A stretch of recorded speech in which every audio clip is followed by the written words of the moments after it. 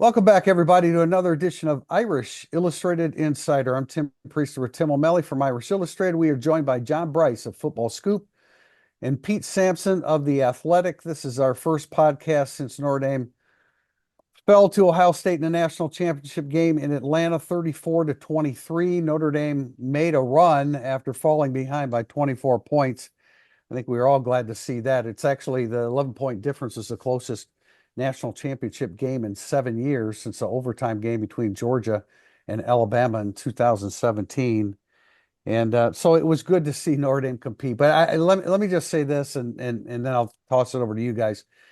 Notre Dame could handle Will Howard in a passing game with two great receivers. They could handle the running backs. I mean, I'm not saying they stopped them completely. They could deal with an offensive line that was massively improved. But when Will Howard rushed for 57 yards, which was twice as much as he did in any other game this year, and eight of his runs went from first downs, that was too much. It was too much offense for Notre Dame, and yeah, too much offense for Notre Dame to handle with Ohio State, and then too much of a gap with Notre Dame's offense in between successes.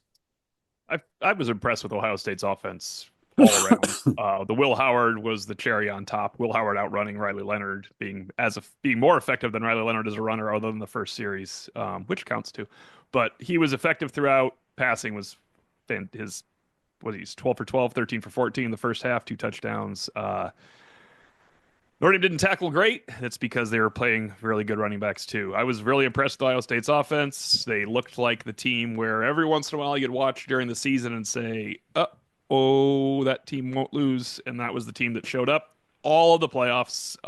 Kudos to Texas for holding them down a little bit because that's the best team, and their offense from top to bottom impressed me the whole time, and the defense is better than Notre Dame's offense too. Yeah, we touched on it maybe in the pregame podcast that we did last Sunday morning, I think it was. I know we touched on it on the field in instant analysis, but we said for all the talk about Notre Dame's running attack, if Notre Dame can't stop Ohio State's running attack, then Notre Dame has zero chance to win the game. We also said that the team that impacted and affected the quarterback first would have the best path to victory. We noted both of those as keys for Notre Dame, and instead those were keys for Ohio State. Ohio State ran the ball much more effectively than Notre Dame from the outset, and Ohio State absolutely affected and pressured Riley Leonard, particularly from the second drive on. And they really impacted him on the first drive. They just stayed just enough ahead of the sticks with that scripted drive that they could run power run with Riley Leonard. But again, 9 runs in that series alone. So that's the Ohio State team that was the best team going into the season, and it proved best at the end of the season. I think we finally got to the bridge too far. I thought it was Notre Dame's pass rush. Like that, if when you're what were they, 9 of 12 on third down? Yep. Yeah. Started 6 of 6. 9 of 12, and the misses were nothing to do with Notre Dame. He missed 2 throws. I think there were 2 on the last drive, or 2 in the fourth quarter, I should say. So yeah, I thought Notre Dame's lack of adequate pass rush made it. I mean, I tried to give Will Howard credit during the game, and people are like, "Oh, the receivers are running wide open." And it's like, well, yeah, because Will Howard has 6 seconds to throw. It just Ohio State was sort of able to run its offense. They were unbothered by Notre Dame's front seven, which is not something I saw coming. I mean, I thought that Ohio State's offensive operation would put some pressure on Notre Dame. I definitely did not think that the real story of will Notre Dame plan will Notre Dame play zone was going to be Will Howard's run. I thought it would be Jeremiah Smith, with a monster game if Notre Dame insisted on playing man. But it turned out to be Will Howard's legs that killed Notre Dame's man first defense. Yeah, and he read it well when he knew that he had backs turned to him. He took off. He had a great game, and we talked about. Okay, where might Notre Dame be able to carve out an advantage? And the thought was the Ohio State offensive line. But JB, we talked to a friend of yours, Austin. What's Austin's last name that covers Austin Ward. Austin Ward, and he had said to me Yeah, Ohio State's offensive line's been getting better and better every week, and that proved true because Notre Dame did not have a pass rush. A guy like Tui Alamaka, I thought was completely ineffective. I don't think he recorded a stat. He had difficulty holding the edge. Chip Kelly, I like. I mean, you can say Chip Kelly outcoached Al Golden. I don't think there's any doubt about it. Al Golden was at a deficit because he didn't have enough quality bodies on the defensive side of the ball to stop an offense like that. So, look, the Bear team won. The Bear team deserved to win. Notre Dame did a good job of coming within one score at a certain point to have a shot at it. They needed to make a play on 3rd and 11. Was it the wrong defense for Christian Gray called by Al Golden? Well, yeah, it was because it didn't work, and it allowed Ohio State to maintain the football, kick the game-winning field goal, and that was that. The best team won, and you have to respect that. I think definitely the best team won, but some positives coming out of the game. Drake Bowen, especially the second half, played very well. I thought Jordan Clark, last game in Notre Dame uniform, he acquitted himself well considering the task at hand that he had man-to-man and a two-way go in the slot the whole game. I thought Clark played competitively well. These are guys where if like everybody played at their level, it would have really helped Notre Dame, is kind of my point. Leonard Moore, of course. Leonard Moore, Drake Bowen, Jordan Clark on defense. Kaiser came out too much. Pete Sampson mentioned that during the game. It's like maybe this is not the time to rotate your guy out. And there was a touchdown scored during it against Osbury.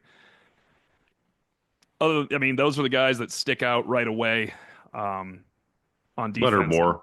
Yeah, I mentioned Leonard Moore. Okay, he was fantastic. Xavier Watts played well. Xavier Watts just didn't happen to make the interception that was ripped out of his hands that he always makes. The only difference in Xavier Watts is he didn't happen to catch that ball, and that's because it was heavily contested by another future pro that he may have to tackle next year. So I think two good players.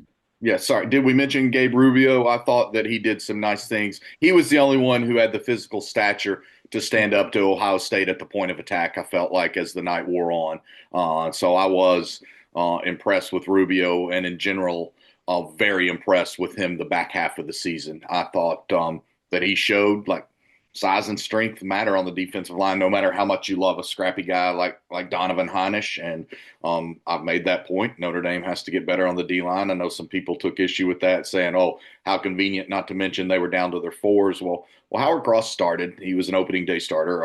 R.J. Oben started. You went and acquired him out of the transfer portal to be a starter. And Gabe Rubio was your number 3 interior lineman going into the season behind Mills and Cross. So, yeah, they missed their edge talent for sure, but they still had a lot of their pieces. My point is they don't have enough of those pieces. And until they get better defensive line, until they have guys that you look at them like we did other people along this playoff run and say that guy's being considered a first-round draft pick on the interior, then I think that Notre Dame will have some limitations stopping the best teams running. And Riley Mills and Howard Cross will be pros, but you don't think of them in the way that you do like the dominant D tackles that Texas had a year ago when it made it almost to the title, or some of the dominant D tackles that I think Notre Dame saw during this run.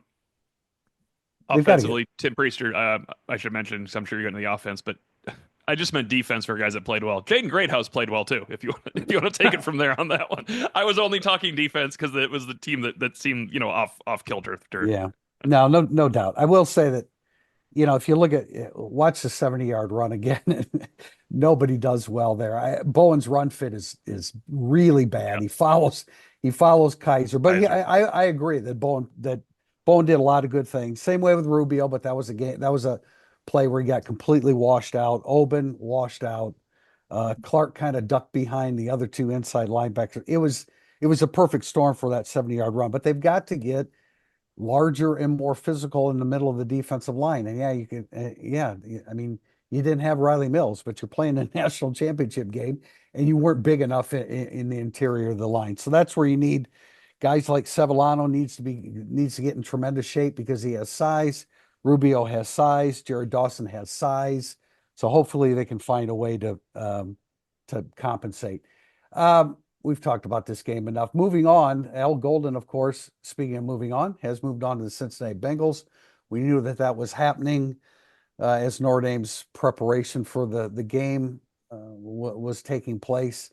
We will talk about potential successors there. And then as well, Typically, the transfer portal opens. It's a narrow window, and so Rocco Spindler and Pat Coogan and Jaden Thomas and Deion Colsey and Sam Pendleton and Ty Chan have all entered the portal. Ooh. Not surprising. Pardon me? Oh, Oh, just kidding. not surprisingly, Benjamin. One of those names wasn't Mercer- like the other ones. So I was just making sure that Not Charlie. Hey, surprising. if we're going Well, to Charlie Selna. Charlie Selna's Selna. in too. Charlie Selna and Ty Chan are both in the Florida. There's a lot to find out about Charlie Selna. Not a lot of good film from him at Notre Dame, but he'll get an opportunity He's somewhere. been there a They'll- while, he'll- man. Yeah, and he has length, he has size, and they'll ask Notre Dame, but some team from the MAC will ask about him, and maybe he'll get a shot. And then Ben Morrison, of course, has declared for the draft. Guys, jump in with anything you want to talk about. If you told me they're going to lose any of those three guards, I'd say, well, that makes a lot of sense. If you told me they're going to lose all three guards, I'd say that makes a little bit less sense. I thought one would stay as the result of Coogan and Spindler going. Maybe Pendleton stays. Pendleton's going to Tennessee.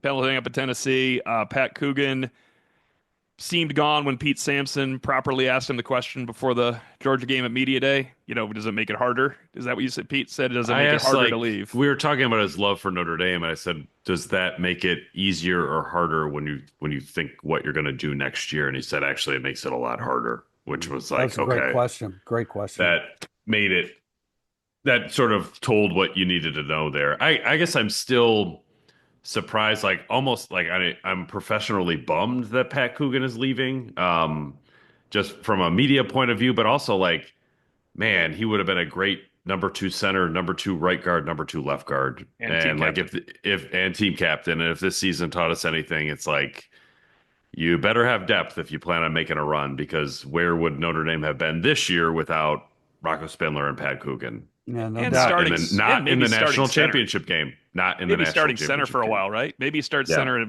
Miami and Boise. Look about September. I mean, September Yeah. is Pat Coogan could have earned it all right there. No, if I he mean, started in like September. no one's going to turn an ankle or hurt a knee like all season. Right. Sometimes your offensive line, you get 4 guys that get through clean. Yeah, if you go back, you'll see that has happened. But Yeah, but not in boy, it 16 did. games. No, it did, and yeah, it didn't happen Yeah. this year. Anthony Knapp, I think, is about to make his transition Yep. to the interior line, especially with Ashton Craig probably not being ready. Coming off the ACL. JB. Yeah, I mean, I agree with a lot of that. I think that, as I noted when we finished overtime the other day, there is a lot to look forward to in terms of what Notre Dame can bring back from this team. They've got to hold their breaths collectively for about 24 more hours, as T.O. and I discussed yesterday. The Notre Dame kids, as well as Ohio State, have till sometime tomorrow to formally request their names be entered into the portal. I believe that means that their respective schools have 48 hours to actually do so. So it's possible we'll hear a name or two trickle out either from Notre Dame or Ohio State as late as Monday morning. That would fit within the 48-hour timeline within a player if he requests as much on Saturday. So that's one thing to continue monitoring. As much as I think all of us enjoyed the compelling storytelling and magic of this ride to the CFP title game, I think we all would have hoped and wished for a damn peaceful off season, and it's not going to happen. Al Golden's already gone. I don't anticipate that necessarily being the only significant staff move for Notre Dame moving forward. How long did we say? I mean, we've known that Benjamin Morrison was going to go pro for months. I know people kept asking with the hope of him coming back, but I did a good job of never being rude when I replied he is going to go pro. Just politely every single time. I understand the question because, will he be able to? First of all, he didn't. It's not an ACL. It's not an Achilles. It's a hip. There's a quicker recovery. It is my understanding, and so he feels like he's going to be ready. His window is now. He wanted to go. Will it prevent him from getting a first round pick? Probably, possibly, probably.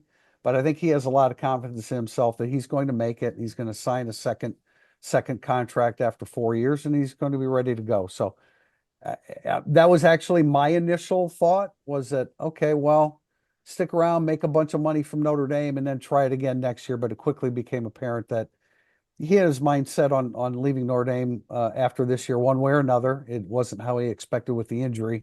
And fortunately for Notre Dame, Leonard Morrison, is as good and maybe even better than him, and he was outstanding this year.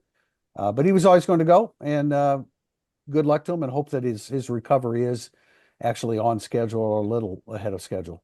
Yeah, I would just add real quickly on that's why he had the surgery so quickly. And if I'm not mistaken, it was Dr. Neil Elatrache or Alatrash. I'm not sure how you say the last name. I probably butchered it. So, Doc, I apologize because I know you listen to the pod. And so I would just say that's why he had the surgery so quickly. He did study the timeline when he had the surgery, put him on a timeline that he should be able to do not all things, but enough things at the combine to have medical examinations for all the teams interested in him, do some workouts, and go from there. So Will Johnson, I think, from Michigan, and Travis Hunter are the clear top two cornerbacks in this draft. And then I think Ben Morrison has positioned himself to potentially be the number 3 cornerback as things move forward. I was going to say, like, just from a worst case scenario, let's imagine Ben Morrison goes as the last pick of the second round. That's a 4-year, $6.7 million contract. There's no NIL package. Never coming back. Yeah. There's no such thing. That accounts for that. So, I think the idea that Morrison was going to come back and make $1 million in NIL at Notre Dame and risk being injured again just never made sense to me. Do you guys know if Emeka Egbuka will definitely go pro? Because his 22 catches on 27 targets for 262 yards and 14 first downs against Notre Dame got a little old in these last 3 seasons. It is It'd be a good thing. It would be a good thing for everybody if Notre Dame saw him again in the next season, because that would be another playoff game. Well, that's true. They'd be in the Super Bowl, so it'd be great. Yeah. It would, man, that dude, we talked about how effective he could be, and was in some, in a different way from Smith, was effective. And you watch that game, and he uses the other players on the field to get open. He uses them like he's running through a forest of trees, and it clears off nickelbacks trying to chase him, and he gets open. He's outstanding. All right, guys, wrapping up segment 1. Anything further on the Ohio State game? Looking ahead to next year, we don't know when spring practice starts, do we? Have we heard that yet, or the spring game? I need to know that. Yep. Spring game's got some spring break issues going on too. We need to hear this soon, Pete Sampson. There's a oh god, yeah. But the spring game might as well be in May. Exactly. They've proven that you can play a football game in Notre Dame Stadium during final exams. So I don't see why you couldn't do the spring game as well. Throw it at the end of April. It's fine. This is the year they just decide not to have a spring game, for crying out loud. I believe the tentative date for the spring game is April 19th, maybe. That's Easter. That's Easter weekend, though. Yeah, it's not gonna be that. It will not be that. That's why it's got to be the 12th, which would be horrible. No, or the 26th. Yeah. I do think I'd be interested to sit down, with Lauren Lando a little bit in the spring, and how do you structure winter workouts and spring ball to have it not be a negative? No, that's a good. You're really redlining most of your roster here. I wonder if spring practice just turns into more of 3 weeks of bye-week style practices where CJ Carr's getting a lot of reps, and Charles Jagasaw gets a bunch of reps, and maybe KVA and Donovan Heinisch. But somebody's proposed that just because of the length of the season, and 16 games and 15 games, and I wasn't totally kidding when I said this might be the year they start thinking about not playing the spring game, because you get guys hurt every year in it, like Logan Diggs and Jabron Payne are missing years. I mean, the competitive nature of the spring game opens you up to more shoulder injuries. I don't think it opens you up to more knee injuries. I think that happens in any 7-on. I mean, getting rolled up can happen, but contact and shoulder injuries, and guys, nobody wants to play it. No coach wants to play them. It's like the Pro Bowl of college football. Yeah, I was going to say it may take on a Pro Bowl type atmosphere to it, and I've seen that with some SEC schools that have turned it into more of a de facto skills competition. You have I've seen some SEC spring games where you have the moving targets going across the field like you have at the combine, and the quarterbacks have to try to hit them and then hit the deep toss, and then have a competition of the quarterbacks trying to throw it into the garbage cans in the corner of the end zone, and the linemen have shuttle drills and all of this stuff. So I think it's one of the elements of evolution. And another thing that I would use this opening segment for, Notre Dame has obviously begun having its exit meetings this week with players and otherwise. I think it's incredibly important to monitor the expected move to a 105-man roster because there are a number of high-quality walk-ons on this Notre Dame roster that are not convinced that they're going to have any place whatsoever in the future of Notre Dame football. I'm glad you brought that up because people got mad at me on our board for using National Signing Day when or early signing day when the hay's in the barn for asking a question about walk-ons because it's a story about the roster, not a story about the walk-ons only.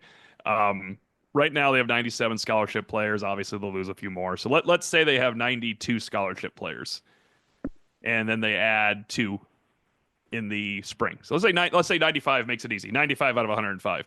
There's 10 walk-ons. I listed 23 that contributed heavily that can return. Yeah. Now, two of them are Tyler Buckner and Jake Defelsky. They'll be back. But these people are like maybe at home thinking, who cares? These walk-ons are way better than your crappy players you're paying at the end of the roster. I mean, now it really, I've always said this. Now this really matters. You pay that guy $100,000 to stink, or I could have Jake Defelsky for less as a walk-on that is now part of the 105 that I give a better NIL to. I mean, you really better have a plan in this situation. Well, and one more key thing to monitor about this, and it's not isolated to Notre Dame. It's obviously industry-wide or sport-wide, however you want to refer to it. And it was a compelling topic at AFCA meetings. I guess that was just last week, even though it seems like I don't know. It was in the second season of the playoffs that happened to us. Yeah, but I had dinner one evening with 3 different general managers, all from Power Conference programs, and we talked about the 105-man roster and what they would do. One of them point blank said, there's no way we can afford to fund 20 more scholarships. We will go to 90 or 95. The other 2 said, we haven't determined yet. We'll at least go to 95. I bring that up just to say, if Notre Dame funds 10 additional scholarships on a male sport, they've either got to fund 10 more women's scholarships somewhere on campus from an athletic standpoint, and they're already fully funded in all of those sports, or they've got to eliminate 10 men's scholarships from some other sport. So this isn't just football isolated, even as we talk about the football roster. And I apologize, I'm almost over this damn cough, but when I talk and get as long-winded as I have on this segment, I cough a little bit. I apologize. Looking to upgrade your wardrobe? Founded by Notre Dame alum Go Wang, you've seen ESQ's custom clothing on the player walk and all of your favorite players and coaches. With more than a decade of making the best bespoke clothing available, ESQ will help you look and feel your best. From a perfect fitting suit or sport coat, shirt or bomber jacket, or that perfect tuxedo for wedding season, check out esqclothing.com and book an appointment to upgrade your wardrobe today. Mention Irish Illustrated and get 10% off your entire purchase. That's esqclothing.com. Segment 2 coming up, burning up the boards. Welcome back to segment 2, burning up the boards. Our first question from B. Cascorna. Who was everyone's preseason top 5 or just top 1? And why did you put Notre Dame where you did? Well, I had Notre Dame, I said top 5 to 7 in the preseason. So that was accurate. I thought Ohio State was the best team in the country going in. We didn't always feel that way throughout the season. I don't really know who I said would win the national title, but I think this is for 2025. Yeah, I think this is for the coming year. Preseason. Oh, yeah.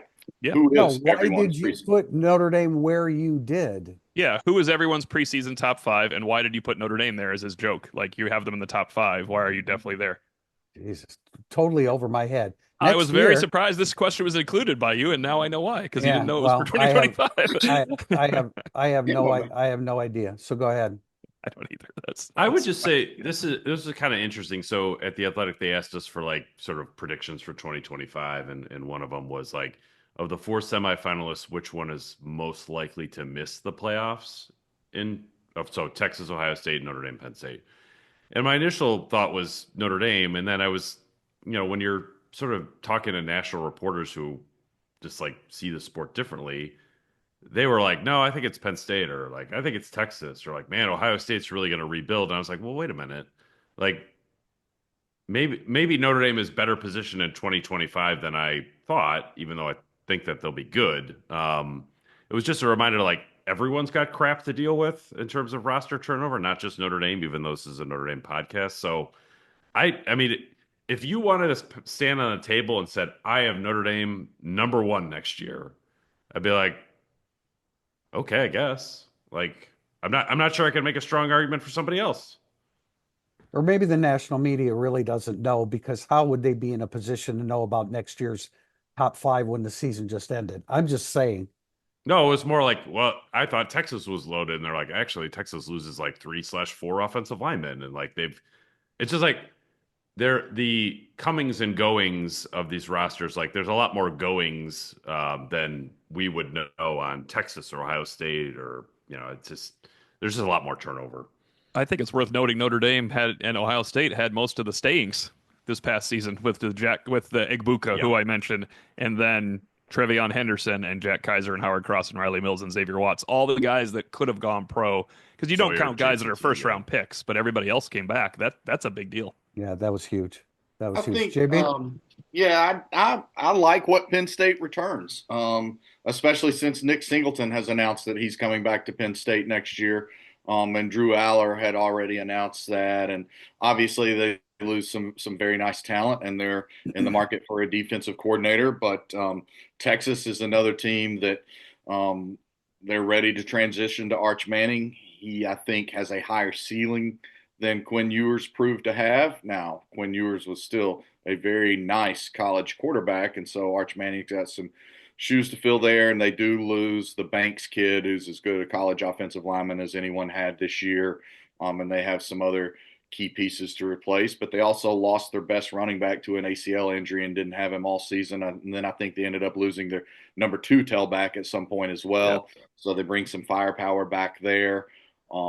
Georgia will bring back quite a bit, but they've got questions at quarterback. Ohio State brings back a ton, but the Buckeyes have questions at quarterback. I've seen Alabama in a number of preseason top 5s. I'm not remotely at a spot where I expect Alabama to be a top 5 team next year. And maybe Alabama opens the season as top 5. I don't expect Alabama to be a top 5 team at the end of next year at all. I think Alabama is in for more struggles, and they've had some staff turnover. We'll see if that continues. We'll see if Grubb goes back there, maybe in a senior analyst role for now that he's been let go from the NFL.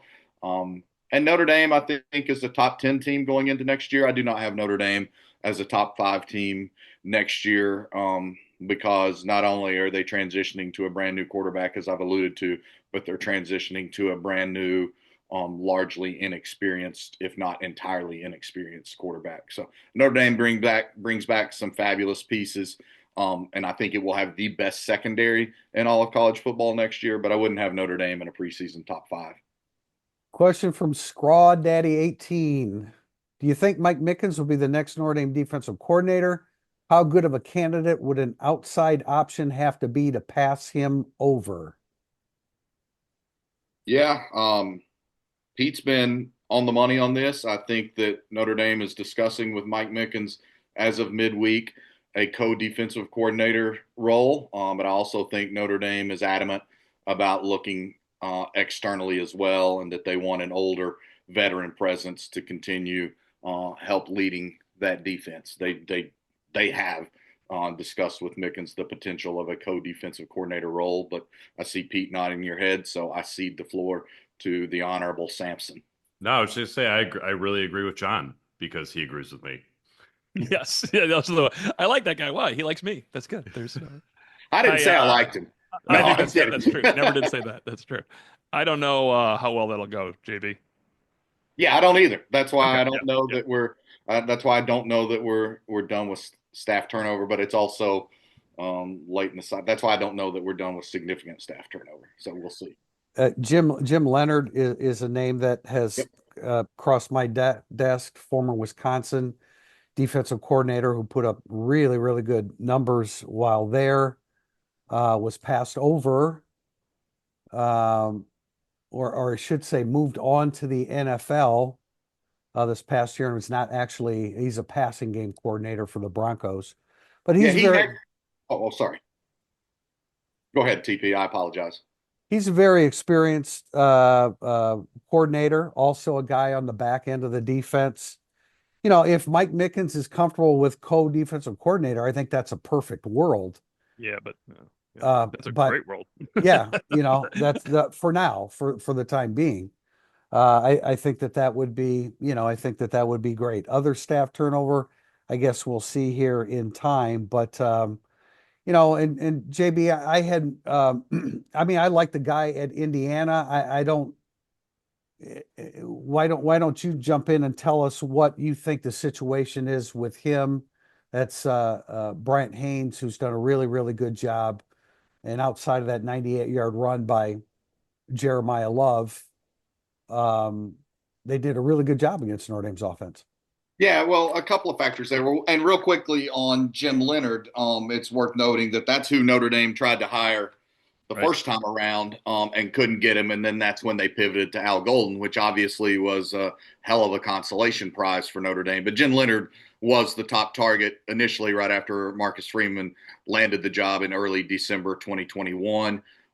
As for Haynes at Indiana, he's been approached by multiple spots this offseason, or even as the season was winding down. He got an initial raise. He could have been the head coach at Ball State. He was Ball State's top target. And I understand people are going to say, oh, well, it's Ball State. Well, Ball State's his alma mater. He was an all-conference player at Ball State. It's a very special place to him. And he really didn't even consider going there, even though he was hands down their top choice. Penn State made a run at him this past weekend. It's my understanding he's gotten yet another raise. So I think that he is sticking put from all indications at IU, because he's got a great chance to stay there, try to build on it, and then be a power conference head coach a year from now. So I think that's where that is with him. I do think Notre Dame has or is kicking the tires on Jim Knowles. Most people I talk to believe that Knowles is just trying to extract as much money as possible from Ohio State, and Ohio State has made it clear to people within the program that they're prepared to basically make Jim Knowles the highest paid coordinator in all of college football. Now, money was no issue for Oklahoma as they made a run at him. I don't think that made a lot of sense, despite the fact that his fiance is in Oklahoma, because Brent Venables is not only a defensive-minded head coach, he's far more hands-on in that regard than, say, a Marcus Freeman. So, and plus Brent Venables is in a potential one and done season. Yeah. So that makes no season. That makes no sense whatsoever. So I still, if I was betting on it, I would bet that Jim Knowles returns to Ohio State, but the external interest is incredibly real. JB, someone mentioned to me that with Venables being in a potential one and done, that Knowles being there would give him an inside track. And I was like, I don't think that gives you an inside track when your coach is fired. Just because, let's say you had the number 4 defense in the country, but your coach is fired, that means you went 7-6. Yeah, There's something wrong. I don't see that.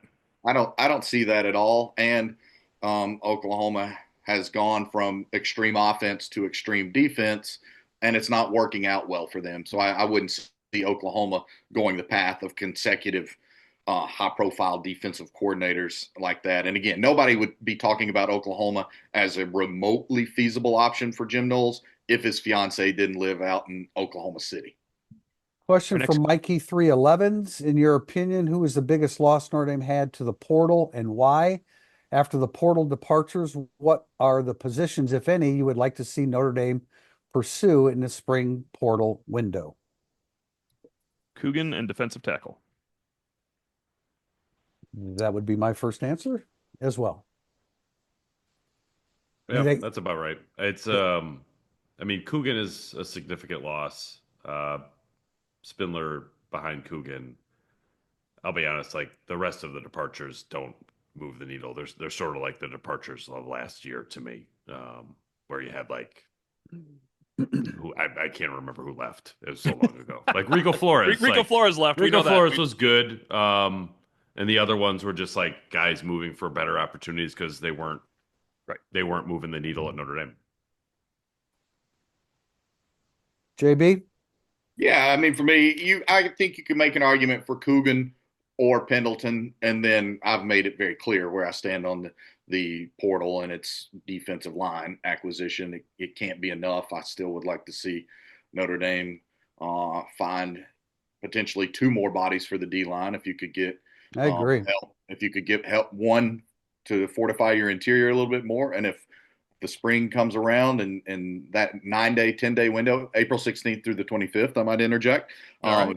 If you could find a potential impact for two potential impact players for your defensive line, one interior, one on the edge, then I think that'd be a win. But it's Pendleton and Coogan for me. Coogan a great leader, Pendleton probably a little more physical upside, and then it's the D line. Our next question from BLK Spurn or Caspern, I always forget. Name your way too early starting offensive line. Left to right, Lambert, Strouth or Jagusa, Knapp at center because we don't think Craig will be ready when the season starts. But if he is, obviously Craig. Right guard is, again, either Strouth or Jagusa, and then Wagner at right tackle. Mine is the same, and I would assume that Strouth would stay at left and Jagusa at right, just for the work that they've been doing. I like Jagusa at guard, man. He is a monster. But if he starts at left tackle, I'm okay with that too, because I like him. I like him on the field as opposed to this year. Yeah, no, I thought he actually played pretty well against Ohio State, all things considered. I mean, do we think Ashton Craig is not going to be ready? I think he's got a chance to be ready. Yeah, I don't know. It's like the way watching him move around at I Sugar agree. Bowl practices. I I was agree. like, all right. And it's like I remember. So I talked to Traore. This is just like ACL, and not every ACL injury is the same. But he's like, yeah, they said I'll probably be ready by the end of April, which meant okay, then I can sort of have a light summer workout, and I'm really ready for training camp. If Ashton Craig is on that timeline, Yeah, I thought then Craig was moving. he starts at Miami. Yeah, from what we saw of Craig, and and it's not full speed stuff, contact. I get that, but geez, dare I say ahead of schedule. I get ripped when I say something like that. I'm never saying ahead of schedule. Yeah, so I'm not, so I don't. can't say that. But I agree with you, Pete, that I thought that Craig looked like, well, he's moving around pretty well. And let me say He this looked ahead of about- schedule to me. Yeah, Mitchell Evans was ahead of schedule. Remember, Mitchell Evans was ahead of schedule the whole year. let me say Yeah. this about Jagusa, because after the Sun Bowl, I said he's a guard, not a tackle, and I still believe that his best position is guard. But I saw a whole lot more offensive tackle out of him against Ohio State than we did in the Sun Bowl against Oregon State. It's so interesting this question comes in, though, because if you had any of the three guards back, those three guys that left, Pendleton, Coogan, Spindler, and they said, I'm coming back to Notre Dame, you would just say, my way too early is Jagusa at left tackle. Put one of those guards in there, and you go on. But now, because you're trying to make the best fantasy football five, we have Gerby Lambert as our left tackle. But it definitely would not be if those guards came back. You would go, it's like Jagusa. I would just say like Lambert may be a freak down the road, Right. But if we're answering this question on January 24th, I would not put Lambert in my starting lineup. And I do think it's like every time we talk about the offensive line, it is worth mentioning Notre Dame probably should return all five starters in 2026. As But good one as next problem, year's Pete- line could be.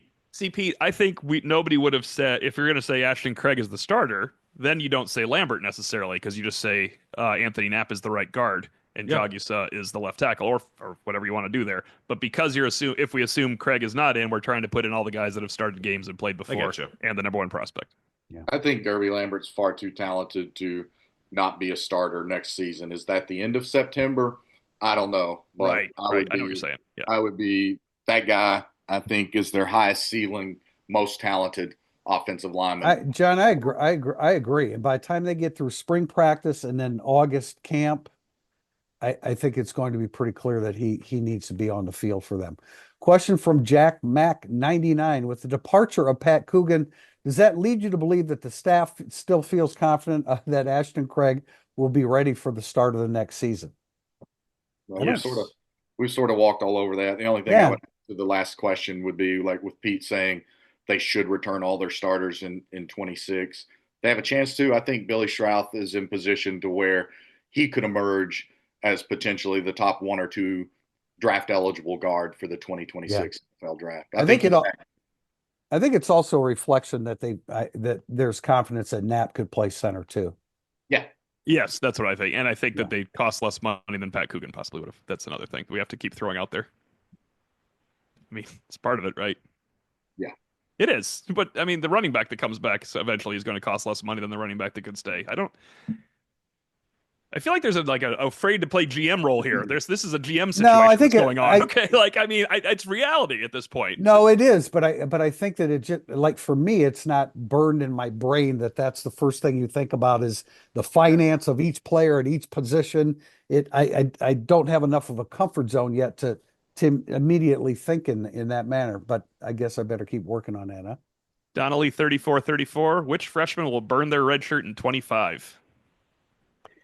Uh, James Flanagan, Jadon Blair, Mad Framo, and then two athletes, Dallas Golden and Mark Zachary the fourth. I think it's gonna be difficult to keep that type of speed and athleticism off the field. I could mention some others. I mean, maybe Cree Thomas. I have a feeling that Brandon Logan's going to be a guy that needs to be on special teams, but it doesn't go real deep. Doesn't go real deep. No, I would agree with all those. I wonder if, what does Christopher Burgess give you something as I like think a they need him too. strong I'm not side sure he will. end? Yeah, is he like your third strong side end? But I think the Zachary and Golden certainly. Jadon Blair just looks so impressive physically. I don't know.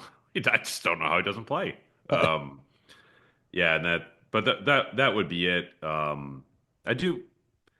I mean, I know we're just talking about offensive linemen, but Yeah, like, I I'm want to adding see it. Will Black in a practice. Be like, okay, what do you got there? Like, you shouldn't have to play him, but I don't think that's true anymore. I think if you play more than a bowl game, you have to play Will Black at some point too, no. unless they're all going to be healthy for the Well, first I mean, time. because since the postseason doesn't count, like, he should be able to play 8 games next year and not have it hurt his eligibility. Yeah, but Yeah. I'm saying this year they played 8 freshmen that burned it. Unless I missed one by going very quickly. I would think that with the offense that they lost their 3 of their 4 best guards, right? Three of their 4 best guards. I think you'll have to do some movement where your best freshman might, but isn't he it's either him or Sullivan Absher will be the 7th and 8th lineman going into next year. I would think Absher would be. I mean, Well, then Absher would be 7 and he would be 8, is what I'm saying. I feel like that's a pretty good number to, yeah. yeah, for Will Black to get in there. I'm gonna guess Will Black plays, and I'm gonna guess Notre Dame finishes number 2, just like our preseason question up there was. That's how much information we have on that one. Man, that question threw me for a loop, huh? Irish from A2. Did Marcus Freeman catch lightning in a bottle in 24, or has he built this program into one of the elites of college football? I mean, I would like to think that it is the elite of college football. I'd like to see how this next season evolves before I jump into that. But look, when you look at, I mean, there's a lot coming back from this team. There's no deny. I mean, losing Xavier Watson, Riley Mills, and Howard Cross and Jack Kaiser, and Ben Morrison. I mean, those are significant losses on the defensive side of the ball. But all things considered, when you consider that this is a Notre Dame team that went to the national championship game, they got a hell of a lot coming back. I feel like I'd say yes to both if I could. Yeah, I agree. It's like they caught, and it sounds dumb to be like, man, they really caught some breaks this year with all the season-ending injuries they had. But I mean, you think about the way the Georgia game went, they out-hit them, but you don't always get the strip sack fumble right before halftime and the kickoff return. I think we all felt the Penn State game at halftime was not going to end well. And then an incredible second half. So yeah, they definitely caught/made some breaks this year. I also think they feel incredibly durable for the long haul if some of the sort of structural components inside the program stay as they are. I also feel like 2025 maybe they're as good in 2025 as they were in 2024. That doesn't mean they're going to play for the national championship. Because I would think that there's Penn State and Texas and Georgia, Alabama, despite not making the playoff, those teams feel like Oregon, they feel like they should be in the national championship conversation as well. Yeah, I think I wouldn't say caught lightning in a bottle in 24. I would say that they very strategically built this roster for 2024 and beyond. and they executed this roster to pretty much maximum capacity in 2024, and they are positioned, pending their level of quarterback play, to once again be a playoff team next year. And that's when I think if you make back-to-back playoff appearances, then you're positioned as one of the true elite programs in college football. I don't think lightning in the bottle is correct, but COVID and convincing guys that were just not quite good enough to obviously go pro, but are some of the best college returning players, is a unique situation that is not happening this year. Jack Kaiser, Howard Cross, Riley Mills, and Xavier Watts could all be employed playing NFL football right now. They would not have been very, very high draft picks. They all made the choice to come back. You don't always get four. You don't always get four 23 and 24-year-olds doing it, but you don't always get four seniors coming back together on one unit. How many times do we say in the spring Al Golden hit the ground running with a level 500 defense, not level 200 or 300 like that? Now they're going to be replacing their coordinator. They're going to be replacing four of the smartest and best players on the team. Not lightning in a bottle, but it worked out pretty well. Question from Way to Go K-Man. Thoughts on Dan Wolken's comments after the Notre Dame Ohio State game? Dan Wolken, of course, being the USA Today writer that felt that it was amateur hour in the Notre Dame locker room after the game. Unfortunately, none of the four of us were in there Yeah. at the time, so that makes this a difficult conversation. I bet it on the board. I think the issue is not his comments. I mean, not his comments. The tweeting of his comments. Like, you could feel any way you want if it was unprofessional, or if you should have said something, or someone shouldn't say something to you, or whatever's going on. But did you guys know that a Notre Dame beat writer for the Georgia game asked a player to comment on something twice, and he said flat out refused. I don't want to comment. I'm not going to talk about anything after this game, as one of the players in the open locker room. You know why you don't know that? He didn't tweet about it. So you don't know about it. He just was turned down, felt like it was inappropriate, and never told anybody other than me. He just told me that happened. He didn't tweet for the world to know what he felt about the Notre Dame situation. That's what I think is wrong with this situation. It's not about you and your tweet. If you're mistreated, Football Writers Association of America listens to every complaint about any media relations situation that happens. Yeah, I wasn't in there, so it's kind of hard to say. But would you have tweeted about it? I If you're mean, upset about something? it depends. If I felt threatened, I would have. But I mean, that would be after talking to Notre Dame about it. Yeah, just like the open locker room is tough after a loss, but we're there to document like all the raw emotion that's going into it. Like that's like when Jack Kaiser came in to his press conference, like clearly he was like really emotional about struggling, and I had to figure out, okay, how do I want to ask him about like basically everything that's going through his head right now in a respectful way. So that's what I attempted to do. So I don't know. I think it's tough because like it's on sort of Notre Dame sports information department to prepare the locker room for something that is very, very difficult. It was their first losing locker room. Any of them had been yeah, in and locker room. it's just I don't know. Because I wasn't there, I'm reluctant to sort of weigh in on it. But I would want to at least acknowledge that like that's a difficult assignment if you're Notre Dame to prepare the locker room. But like that's when you get to this level of football, that's just how it is. JB? Yeah, no, I thought T.O. said it as well as any of us could say, and I was not there. I think I got there about as quickly as any of us, and I just noted you beat us. You beat us there. Yeah, you were up. Yeah, you were ahead it of was us. Yeah. and I think I got in with either 9 or 11 minutes left in the open locker room, and all I noted, and I think I already told you guys this, was that it was strangely quiet. It was very much hushed tones, and definitely people were walking on eggshells. That's all. Like, yeah, I mean, I don't. I try as often as possible to avoid saying I, me, my in tweets, and try to always use we. And so I usually try to err on the side of discretion. Yeah, I wasn't there. I didn't hear it. I don't know. I do know that the players are unaccustomed to it.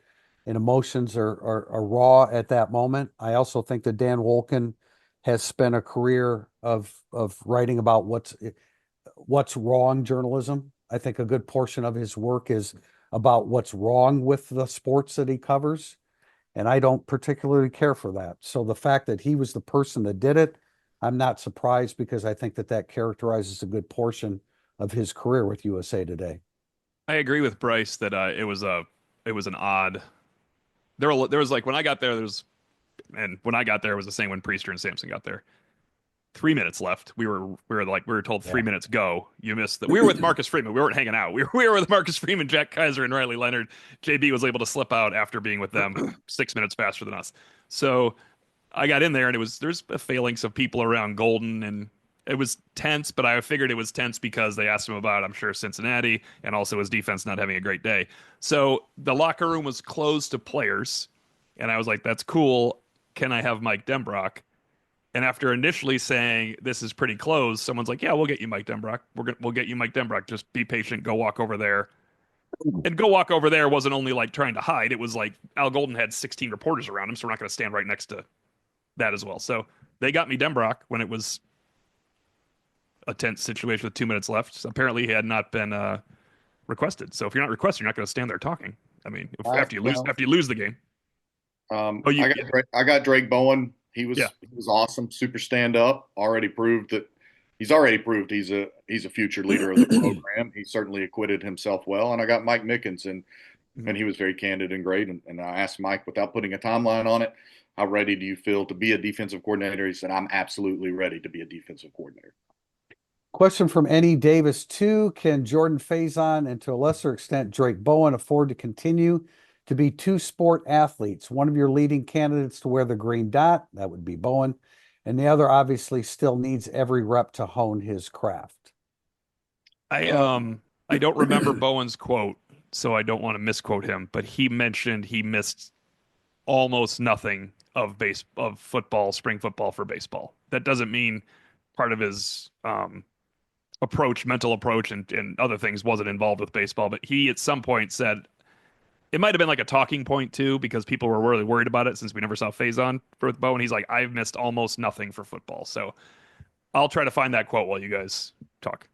Yeah, I mean, these are two different situations. Like one of them is a role player on baseball, and Tim can speak to this more than I can, but Jordan Faison is like a fringe All-American level lacrosse player on a two-time defending national championship team. So, I think that Jordan Faison can afford to do two sports. But as O'Malley pointed out, Drake Bowen is, to say that he's splitting time between two sports, I'm not sure it really characterizes that situation at all.